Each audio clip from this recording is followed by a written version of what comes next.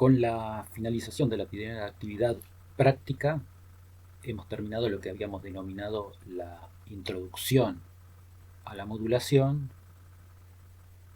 y el análisis de algunos principios de la coordinación modular. Ahora vamos a entrar ya directamente sobre el segundo eje sobre el cual vamos a trabajar en procesos constructivos 3. Habíamos hablado de la modulación y la coordinación modular, el uso de los sistemas, y por último la relación entre las partes, o sea, el análisis de los vínculos.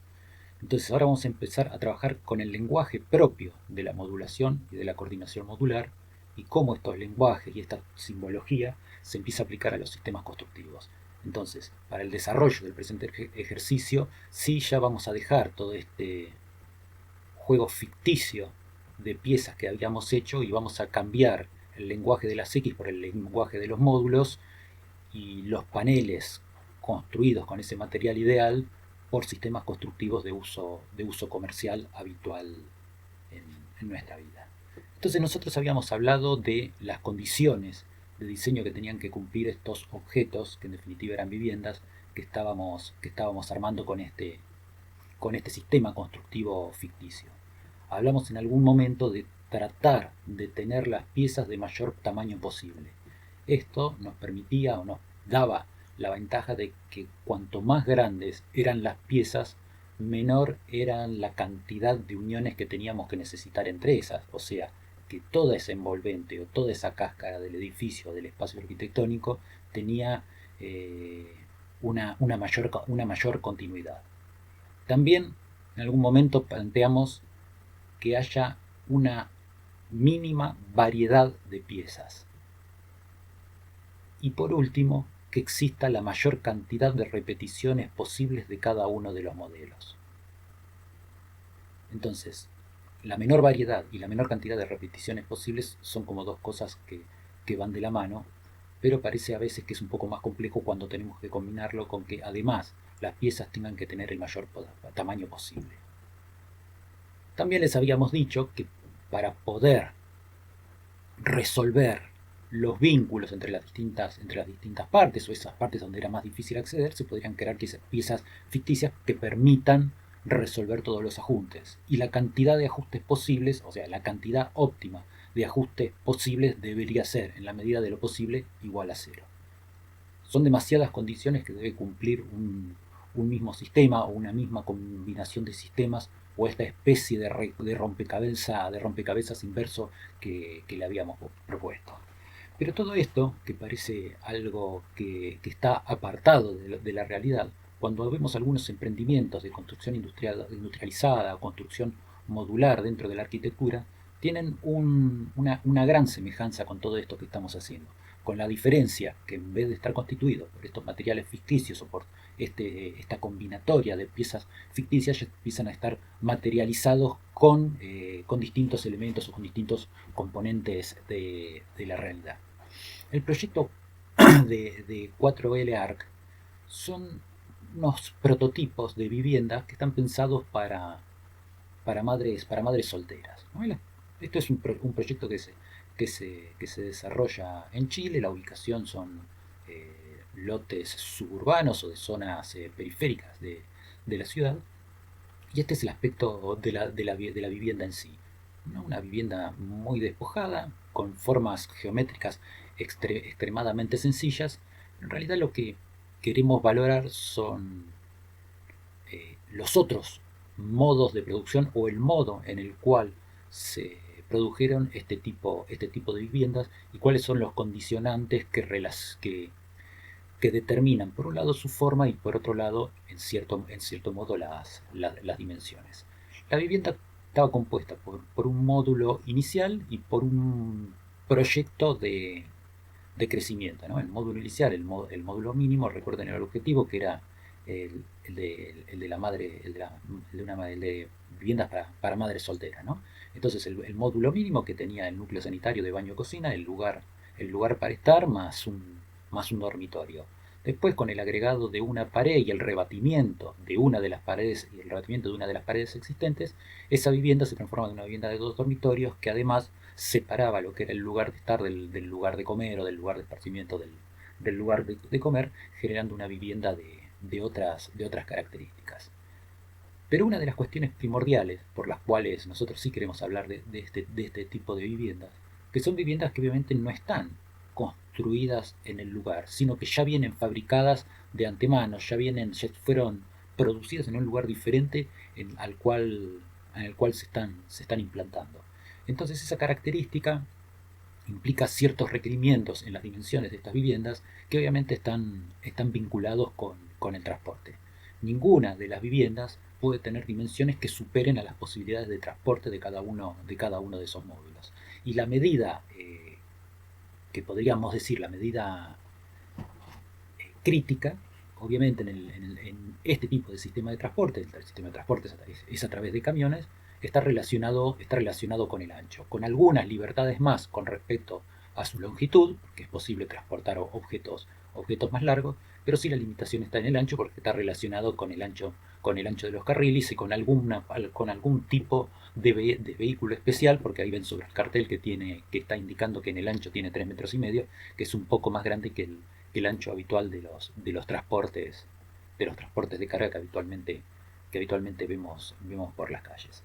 Cuando empezamos a pensar en el desarme o en este rompecabezas con características similares al que ustedes hicieron, nos empezamos a encontrar con las componentes o con los elementos y los componentes que después terminan armando el objeto final. ¿Recuerdan cuando en la clase introductoria hablábamos de la modularidad?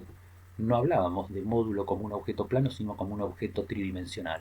Por eso hablábamos de otra modularidad cuando hablábamos de esos proyectos arquitectónicos o de esos espacios arquitectónicos que estaban compuestos por contenedores marítimos. Ahí el módulo era un objeto tridimensional, ¿no? Un contenedor que tiene un largo, que tiene un ancho y que tiene un alto. Esto que estamos viendo acá, en su aspecto final, si bien se parece bastante a esto del contenedor marítimo, en esencia es muy diferente, porque también está pensado no solamente en el objeto, en el módulo tridimensional, sino en los módulos del módulo. O sea, cómo ese módulo que después va a formar un barrio de viviendas tiene los módulos que componen el módulo en sí. Entonces, acá hicimos una pequeña distinción entre los distintos módulos que en este caso se pueden observar. Obviamente no respetan las mismas características con las que nosotros hablábamos, esto de pocas repeticiones, el mayor tamaño posible y la menor cantidad de piezas. Acá hay un despiece particular que es el que se pensó para este proyecto, que ya no era un ejercicio de facultad, sino un problema social al cual había que darle una respuesta.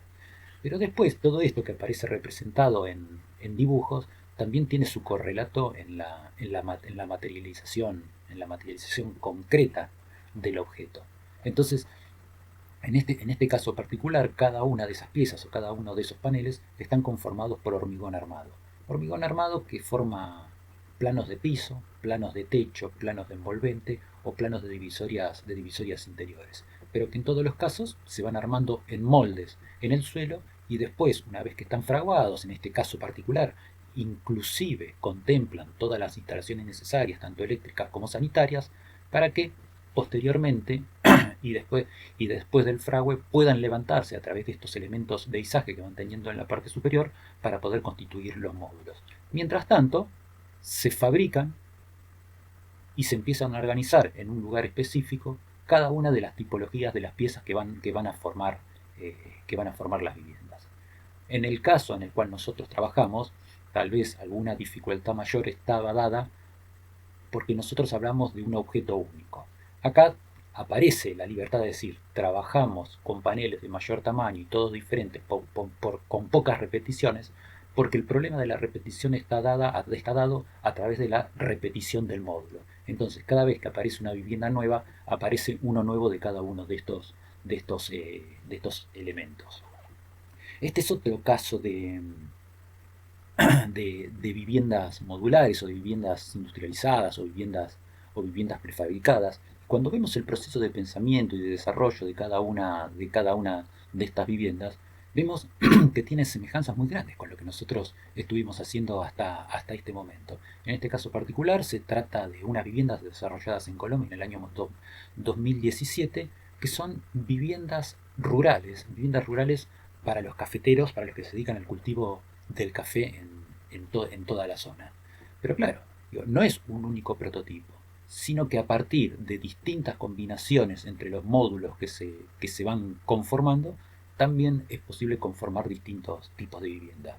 Viviendas que no solo se adaptan a los modos de habitar y a la conformación del núcleo familiar, sino también que están muy adaptadas a las características climáticas del lugar, a través de las ventilaciones, a través de los espacios abiertos, a través de los semicubiertos, a través de techos de sombra y un montón de otros elementos que le permiten acomodarse del mejor modo posible a la problemática del clima. Y así también en la conformación constructiva de cada uno de esos paneles constitutivos del proyecto arquitectónico. Este es un caso distinto a los anteriores, pero que además también conserva cierta similitud, ¿no? Cuando lo vemos a primera vista, lo que nos surge como una vivienda tradicional, pero cuando lo vemos un poco más en detalle, cuál es el proceso constructivo de cada uno de estos casos, también vemos un prototipo que también, como el primer caso, como el de las viviendas solteras, está armado a través de distintos tipos de paneles que se van combinando entre sí hasta obtener el modelo de la casa. Las características del sistema constructivo que se utiliza en esta ocasión implica la utilización de un tipo de herramientas más bien complejas, como son las grúas, que es lo que permite el izaje de estos elementos, obviamente que tienen pesos que no permiten ser manipulados solamente o directamente por los operarios. En este otro tipo de vivienda, también una vivienda muy sencilla, geométricamente muy sencilla, aparece también como la conformación de esas piezas del rompecabezas que después se combinan para formar el proyecto final, ¿no? Y en este caso seguramente todas estas líneas que se empiezan a ver en la volumetría también forman parte del proyecto, porque son los puntos en los cuales los paneles o los distintos tipos de paneles se empiezan a vincular entre sí. Entonces habrá que tener en cuenta, habrá que considerar cada uno de esos vínculos, porque como quedan a la vista, como todo lo que se está uniendo son partes secas, ¿no? Empiezan a formar parte del proyecto y tienen que estar pensadas dentro de lo que es el diseño general. Hablábamos, repetimos, de pocas piezas, de menor tamaño, ¿no? Un caso distinto, pocas piezas, poco tamaño, pero muchas repeticiones. Esta es una casa en La Pedrera, en Uruguay, que cada uno de los espacios está conformado a través de la repetición sistemática del bloque de cemento, ¿no? Ahí está, se ve el bloque de cemento en su formato tradicional o puesto en el otro sentido para permitir un paso de la luz, para permitir el paso de la luz. Pero el tamaño, la definición de cada uno de los espacios o la definición de las dimensiones de cada uno de los espacios está dado por un múltiplo entero o a lo sumo por un medio múltiplo de la medida que propone la sucesión de un módulo objeto, en este caso el bloque de hormigón. La Casa Roble del año 2009 del estudio Fin también tiene una propuesta similar, ¿no? A través de pocas piezas, menor tamaño y muchas repeticiones. Y otra vez el uso de un módulo objeto, en este caso un ladrillo convencional. Cuando empezamos a ver también todas las dimensiones de esta fachada están relacionadas a las medidas de la repetición del módulo objeto. En algún momento desaparece alguno de esos módulos objetos, produciendo todas estas entradas de luz. Entre un módulo y otro aparece el vínculo entre las partes, entonces como todos esos vínculos quedan a la vista, ese cuadriculado que arman el vínculo entre las partes también forma parte del proyecto.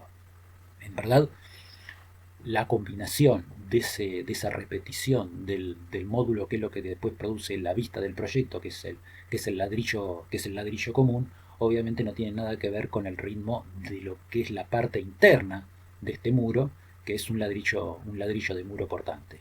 Entonces implica que todos los recortes de material empiezan a aparecer acá donde no se va a ver nada, pero bueno, están puestos en función de que el espacio que hay entre esta ventanita y otra, sí después sea un módulo de esto, que es lo que después se utiliza como elemento visto, como lo que queda a la vista, como el módulo que se repite, como la medida que manda, pero implica el sacrificio de toda esta parte interior.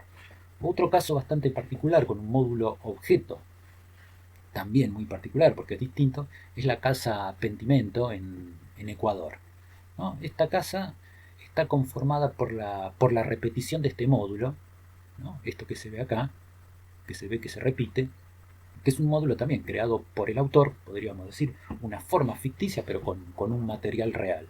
Entonces es una forma ficticia que le permite hacer todas las combinaciones necesarias para conformar paños cerrados, paños con huecos para armar escaleras y conformar el espacio construido, ¿no? Está bien, esto está implantado en un clima de características bastante particulares que permite tener envolventes más bien permeables, ¿no? Pero entre todos los espacios que empieza a generar la repetición de este módulo objeto, se pueden poner otros elementos que después arman una escalera, se pueden poner más adentro o más afuera, como para después armar estantes o armar bibliotecas o armar elementos donde se apoyan libros o cualquier otro tipo de cosas. Lo que sí, que es para tener en cuenta y empieza a ser importante, hay como un reemplazo del sistema métrico decimal por una nueva unidad que empieza a ser el módulo que se repite, el módulo objeto que se repite. Entonces lo importante es la cantidad de módulos objeto que entran dentro de un espacio y no tanto la medida específica en sí de cada uno de los objetos, ¿no? En algunas de las imágenes empezamos a ver ya con un poco más de detalle las características de ese módulo objeto y cómo se va colocando dentro de la obra y cómo se vincula con los otros módulos objeto. Esto, si bien no es un espacio habitable, es un espacio experimental, es un objeto, también está conformado a través de un módulo arbitrario, en este caso de madera, que en cada una de lo que vendrían a ser las hiladas va formando cada una de estas plantas, ¿no? Es un espacio en sí, cuando prestamos atención, bastante abstracto, más parecido a lo que podría ser una obra de arte que un objeto arquitectónico. Pero en fin, a través de todas esas combinaciones, esas entrantes y salientes de módulos que son todos iguales o que tienen muy pocas variaciones formales, permite la construcción de todas estas fachadas y todas estas plantas que también entre sí son diferentes. Hay muchas obras también de la arquitectura, digamos, tradicional, pero una arquitectura tradicional racionalizada que está formada por la repetición de ese módulo objeto. En este caso, el bloque de cemento, aunque por sus características particulares no es un material que permita ser fraccionado. Entonces la única posibilidad de colocación que tiene es entero o en su variante de medio módulo, porque son las dos piezas o los dos elementos provistos por el sistema. Pero en esta conformación, claro, la puerta estará formada por 3 unidades de ancho y 1, 2, 3, 4, 5, 6, 7, 8, 9 de alto, pero no admite ningún otro tipo de seccionamiento. Entonces, todas las medidas de los espacios arquitectónicos tienen que estar definidas en función de la posición de cada uno de los bloques, más cuando estos bloques posteriormente quedan a la vista. En la clase anterior también habíamos hablado de la definición modular de los espacios interiores de la arquitectura japonesa a través de la repetición del tatami. Entonces, el módulo que se repetía de modo entero era el tatami, pero solamente se repetía entero en el interior de los locales. Entonces, después quedaba pendiente lo que pasa en la posición de las divisorias entre los distintos espacios, o las divisorias que conforman los distintos espacios. En algunos de los trabajos que ustedes han distinguido esa necesidad de la utilización de grillas más complejas y ver que solamente un cuadriculado no es suficiente para poder definir la modulación de un proyecto, o por lo menos lo que es la modulación desde el punto de vista de la construcción industrializada y la construcción prefabricada.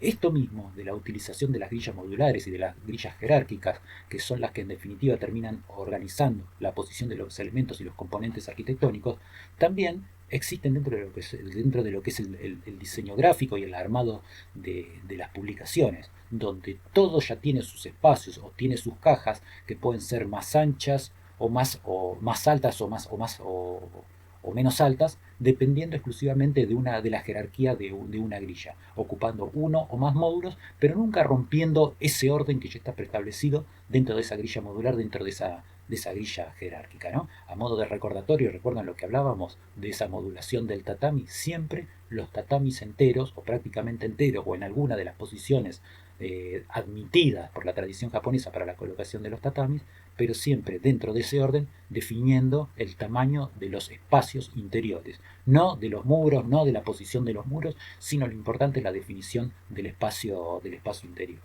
En otros años hemos trabajado con esquemas similares al que ustedes han desarrollado, también hemos tratado de conseguir estos tres conceptos o estas tres premisas de tener pocas piezas, de que cada una de esas piezas tenga mucho tamaño y que además tenga muchas repeticiones. Si bien no es sencillo, por no decir en muchos casos, es imposible conseguir que se cumplan todas estas premisas, ¿no? La búsqueda por tratar de conseguir la mayor cantidad de estas opciones ha sido la búsqueda en todos los casos, ¿no? A través de lograr estos elementos modulares ficticios que sean, ¿no? Como habíamos visto antes, que tengan dimensiones dentro de los tres ejes. En oportunidades presenciales hemos tenido la posibilidad directamente de trabajar con la maqueta en el aula, de probar directamente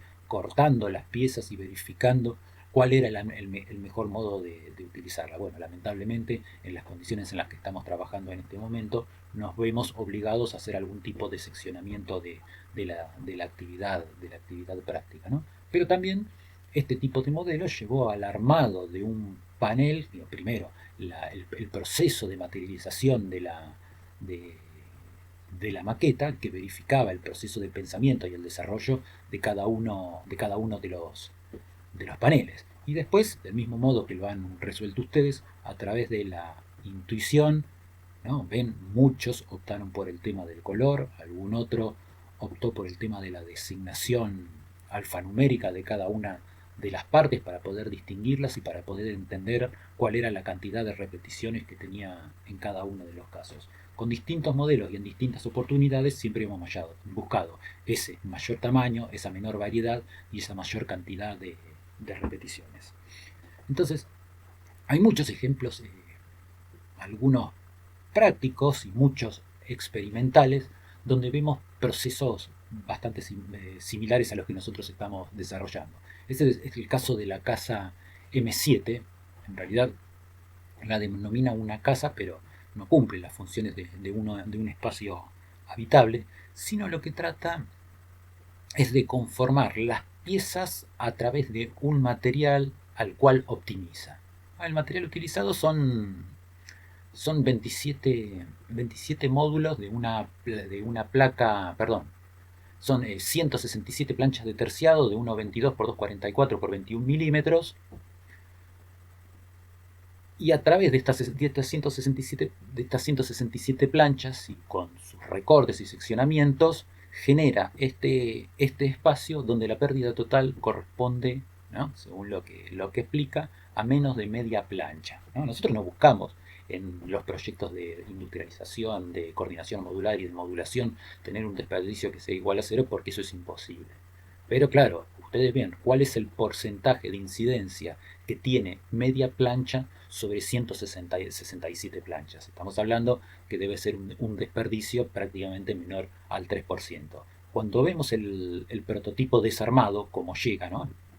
Toda la madera se procesa en un lugar distinto al lugar de origen de la vivienda, el procesamiento o el corte con herramientas que son más de taller o se realiza directamente en un taller en condiciones que son muy diferentes al del lugar de la obra. Para que después, luego, en el lugar de la obra, solamente se produzca el armado, ¿no? Nuevamente, el objeto, claro, no cumple con ninguna de las condiciones de habitabilidad, porque en ese aspecto es abstracto, y el modo en que llega al lugar donde después se va a implantar. Entonces, no solamente fueron cortados los paneles, sino que algunos sectores del objeto ya vienen prearmados, con lo que la tarea de ensamble en el lugar cada vez es menor, cada vez es más sencilla y obviamente cada vez va a ser más rápida, ¿no? La abstracción nuevamente del objeto, las imágenes interesantes con una búsqueda formal bastante novedosa. Seguramente se podría reemplazar la plancha esta de madera por algún otro tipo de material que ya permita hacer todo o permita tener las condiciones de habitabilidad que el espacio necesita. Hay otro tipo de viviendas que están vinculadas también con la prefabricación, con la industrialización, pero más relacionadas con la celeridad de respuestas, ¿no? Que es la vivienda de la emergencia. Ante la respuesta de la emergencia, ante la respuesta de la inmediatez, los métodos tradicionales de construcción obviamente no pueden dar respuesta al problema, y la respuesta tiene que pasar por otro lado.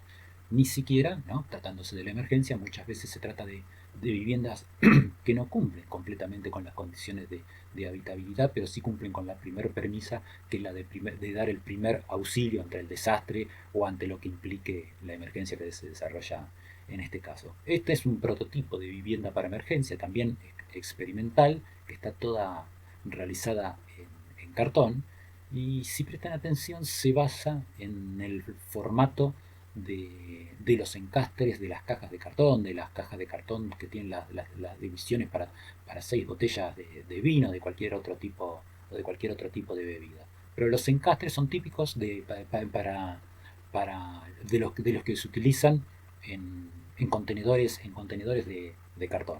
Entonces, el trabajo lo que trata es de buscar a través de este material, el cartón, y a través de la lógica de vinculación de este tipo de materiales, generar una vivienda apta para la emergencia, que pueda venir empaquetada de un modo muy sencillo, o sea, no solamente empaquetada, sino acopiada dentro o colocada dentro de un camión de un modo muy sencillo, y cuando se llega al lugar es muy fácil desarmarla y poder armar ese contenedor que tiene características de este tipo, ¿no? La vivienda temporaria, la vivienda por el momento, posiblemente inclusive una vivienda que cuando la emergencia pasó pueda ser descartada y reciclada en caso de ser necesario, ¿no? Una secuencia de cómo sería el armado de ese espacio. Bueno, no hay otras propuestas en cuanto a cómo es la impermeabilización y el cierre de cada uno de esos espacios.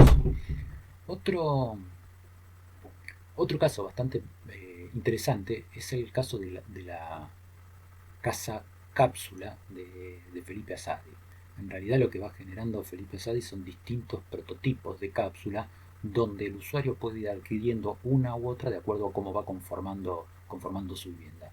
Obviamente hay un par de células que son las que necesariamente tiene que comprar, que son las que están vinculadas con la cocina, el baño y el dormitorio. Pero a partir de ahí puede incorporar otro tipo de células para ir generando, para ir completando una vivienda. Cada una está preparada para vincularse con las que sigue. En definitiva, prácticamente es una vivienda que se genera de manera inmediata, ¿no? Acá vemos algunas opciones: la cápsula 9, con la cápsula 8, con la cápsula 6, con la cápsula 2, con la cápsula 4, con la cápsula 1, conforma un determinado tipo de vivienda para un caso en particular. El pabellón de la gente tenía una cuestión bastante particular, y era como una representación de lo que es la economía circular, el pensar en los objetos más allá de su vida útil, en el después de su uso, que es lo que sucede. Entonces todos los elementos que conformaban este pabellón habían sido prestados, y en el momento que el pabellón dejaba de funcionar, el pabellón se desarmaba y todos los elementos eran devueltos, ¿no? El objeto termina siendo esta es la planta, ¿no? Un espacio relativamente abstracto que no tiene una función demasiado específica porque solamente es un pabellón, pero así es como llegan todos los elementos al lugar de ensamble. Ya no más lugar de construcción, sino el lugar donde se va a armar toda la arquitectura. Jean Prouvé, que fue contemporáneo de muchos de los maestros de la arquitectura y trabajó con los maestros de la arquitectura sin ser arquitecto, pero era un herrero y era un constructor de muebles. Entonces, como herrero y principalmente como constructor de muebles, entendía muy bien lo que significaba el objeto armable y desarmable. Y todos esos conocimientos que él tenía sobre la mueblería, sobre la conformación de elementos para prefabricar y posteriormente armar, lo empezó a aplicar sobre objetos arquitectónicos, ¿no? Como la Casa Tropical de 1949, que se utilizó en alguna de las colonias francesas en África. Tenía algunas particularidades propias del clima donde se implantaba, ¿no? Como el hecho de estar desplegada del suelo. Pero recuerden, ¿no? La especialidad de Jean Prouvé era la herrería, y por eso el desarrollo de muchas de sus viviendas están pensadas en base al plegado de chapas metálicas y entendiendo también la modulación desde los módulos de fabricación de las chapas que él utilizaba para la construcción de la vivienda. Lo mismo con el caso de la Metropole House, que eran como unas barricadas para 12 o 14 soldados, que la particularidad que debían tener era que se puedan armar en muy poco tiempo. Cuando hablamos de muy poco tiempo, estamos hablando de prácticamente horas. Entonces, así era el embalaje como llegaba, y después está el resultado general, a que vamos algunos de los detalles. Este tipo de barracas, tengan en cuenta que no solo deberían ser prefabricadas para poder armarse, sino que deberían tener la posibilidad de desarmarse para volver a armarse en un lugar diferente. Lo que hace al proceso de industrialización bastante más complejo, porque ahí se incluye otro tipo de vinculación entre las partes, que tiene que ser una vinculación que permita el desarme. El problema de la industrialización en la construcción ha tenido mucho desarrollo y ha sido pensado por distintos maestros de la arquitectura, ¿no? La casa de Montale del Gatpack, la Dimension House de Fuller, la Zip House de Roger, otro de los proyectos de Prouvé, la Maison Sarian, ¿no? Que era bastante parecida a esas viviendas de los pueblos nómades del desierto, ¿no? La Villa Rosa de Cop Himmenblau, la Dimension, o nuevamente, ¿no? La Dimension House de Fuller, o el Walking City pensado por Archigan. Otra de las casas que cuando la miramos desde lo arquitectónico no tiene nada en particular ni atractivo, pero la casa 8x8 de Jean Prouvé es una casa del año 1945, ¿no? Es un prototipo que también ha pasado a la historia, ¿no? Y algunas de las características de este prototipo, ¿no? Están vinculadas con el tipo de sistema constructivo, ¿no? Si bien es un video que está en formato acelerado, prestemos atención a ciertas cosas que en el tema de la prefabricación y la industrialización son muy importantes. Primero, ver la cantidad de personas que trabajan en lo que es el armado. Ya esto no es una construcción. Y segundo, las herramientas que necesitan para hacerlo, que también eso es muy importante. O sea, no solamente hay pocas personas trabajando, en este caso son solo 4, sino que además todo lo que tienen que movilizar lo pueden movilizar sin ningún otro tipo de herramienta adicional que las propias manos. Hay elementos que dentro de la obra de Prouvé son repetitivos, como esos pórticos de chapa que utiliza en la parte interior, ¿no? Eso que se ve de un color más o menos verde, que en muchos de los prototipos de las viviendas que ha utilizado Prouvé van apareciendo, ¿no? Recuerden, otra vez volvemos sobre el mismo tema, la preponderancia de elementos metálicos está vinculado a que la especialidad de Prouvé era la herrería, y su mayor conocimiento estaba sobre el uso de los metales, además además de su especialización también como constructor de muebles. Viniendo un poco más acá en el tiempo, el complejo Nemausus de Jean Nouvel es una combinatoria de construcción tradicional con construcción industrializada, ¿no? Sobre una estructura de hormigón, después aparecen todas las divisiones y envolventes metálicas, que son las que terminan de conformar cada uno de esos departamentos en doble altura con esas grandes carpinterías. En una oportunidad o en un año hicimos un análisis de este edificio, una repropuesta desde la materialidad, ¿no? Que obviamente tenía mucho que ver estaba aplicado el tema de la prefabricación, de la industrialización y de la construcción modular. Cuando empezamos a prestar atención a algunos de estos planos generados o alguna de estas partes de la documentación generados por compañeros de ustedes, vemos también cómo ha desaparecido el lenguaje del sistema métrico decimal y ha sido reemplazado por la coordinación modular. Todo esto que vamos viendo, ¿no? Toda esta simbología que estamos viendo acá, y creo que alguno tal vez ya la ha visto en alguna de las fichas, no era necesario que ustedes las utilicen para el primer trabajo práctico. Recuerden que el primer trabajo práctico estaba vinculado con la intuición, pero bueno, todo esto corresponde al nuevo lenguaje que tenemos que adquirir y al que está vinculado con la coordinación modular. Habíamos hablado en la clase, o en la clase teórica anterior sobre las sucesiones numéricas y habíamos hablado también de cómo en el tiempo habían aparecido distintas secuencias que algunas estaban vinculadas a la belleza y a la belleza en relación al cuerpo humano y la serie azul y la serie roja de Le Corbusier como sucesiones numéricas que estaban más vinculadas con la antropología, la antropometría o con las necesidades de las medidas del hombre. Pero si analizamos nuestra ciudad también es una grilla modular jerarquizada, ¿no? Donde aparece un gran módulo, que es todo el casco urbano, aparece otro módulo, que es el que está definido por la ubicación de las avenidas, aparece otra modulación, que es la que está definida por la trama de las calles, y después aparece otro módulo que es el que está definido por la definición de los lotes dentro de la manzana. Entonces, con distintas jerarquías hay como módulos dentro de módulos o hay grillas superpuestas de esto que empezamos a denominar grillas escocesas por su similitud con ese tipo de telas, donde a través de las rayas de colores aparentemente hay grillas superpuestas y algunas líneas empiezan a tener mayor importancia que otras.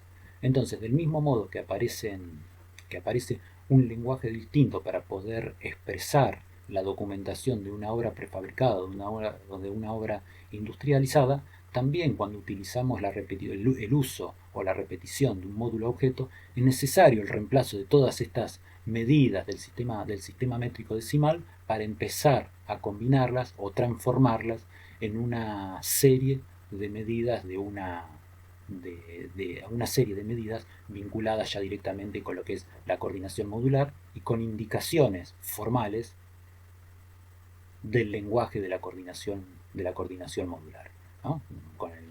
Con el avance de este segundo trabajo práctico vamos a ir analizando cómo funciona todo este lenguaje de la coordinación modular.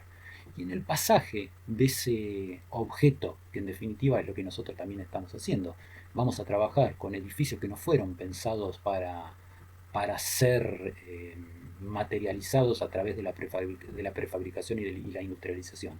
Entonces, para que eso sea posible, va a ser necesario hacer ajustes sobre algunas de las medidas de estos edificios, ¿no? Acá hay como un pequeño proceso, ¿no?, de 8 pasos donde un espacio tradicional se empieza a convertir o se empieza a transformar en el lenguaje de la arquitectura modular, de la arquitectura industrial, de la arquitectura, en definitiva, la arquitectura prefabricada. Entonces, para este segundo trabajo práctico, que lo van a poder ver directamente subido en el blog, después de esta clase va a estar disponible a través del blog, a través de las aulas web, vamos a trabajar con dos prototipos de edificios que son dos edificios destinados a la salud, pero que no son hospitales, son los que se denominan centros de atención primaria para la salud. La función que cumplen estos edificios es acercar a la salud a todos los habitantes. Entonces, primero conforman una red que termina de cubrir de un modo más homogéneo todo el territorio, de modo que quien necesita acceder a la salud, a lo que es la prevención de la salud, a la atención programática de la salud, lo puede hacer a través de estos centros, y esto lo que permite es descongestionar los centros altamente especializados que son los hospitales. Entonces, solamente a los hospitales empieza a concurrir el que es derivado de estos centros de atención primaria. Entonces, el tema es de gran actualidad en el momento, para nuestro momento, para nuestro contexto actual o el contexto mundial, y necesariamente la arquitectura tiene que dar respuesta, y acá también, como vimos anteriormente, estamos hablando de la emergencia, estamos hablando de la celeridad de respuestas, estamos hablando de que a través de los métodos tradicionales de la producción de la arquitectura no podemos alcanzar este tipo de objetivos. Bueno, a partir de ahora, cada uno por los canales con los que habitualmente se comunican con sus docentes van a poder empezar a trabajar. Tanto Julio, el jefe de trabajo práctico, como yo vamos a tratar de intervenir en la mayor cantidad de grupos posibles, de modo tal que podamos conocernos entre todos y hagamos más dinámico este modo de trabajo. Bueno, nada más por hoy y muchas gracias. Nos vemos en un rato.